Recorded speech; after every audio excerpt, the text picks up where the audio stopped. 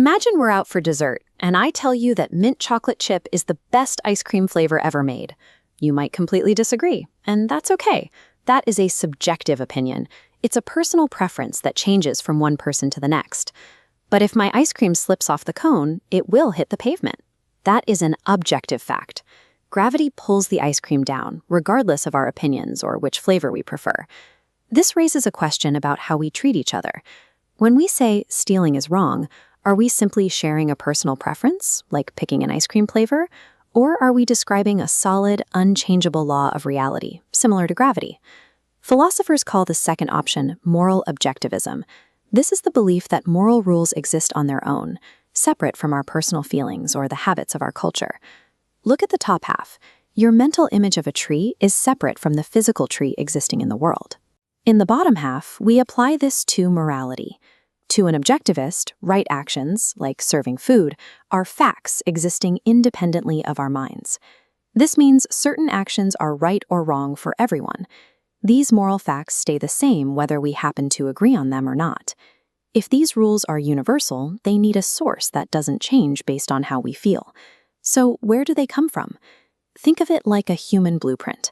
Despite diverse cultures, we share the same biological nature and essential needs: shelter, food, and safety. Using reason, we design principles to protect these needs. For example, a rule allowing theft leads to conflict and threatens survival. Conversely, a rule forbidding theft protects our needs and keeps society stable. Since one of these rules clearly supports human life while the other destroys it, the helpful rule is considered an objectively valid moral principle for all humans. Hearing about universal rules might make it sound like these guidelines are completely rigid and can never be adapted to fit a specific situation. This chart clarifies two similar ideas. On the right, moral absolutism is the belief that an action is inherently right or wrong, regardless of context. It uses words like never or always because the rule applies exactly the same in every situation. On the left, moral objectivism says morality applies to all or everyone. The core rule is universal, but its application adapts. For example, everyone has an objective right to safety, but how we protect it depends on the situation. Objectivism provides a universal moral compass that points everyone in the same direction, while still allowing for the complexity of the real world.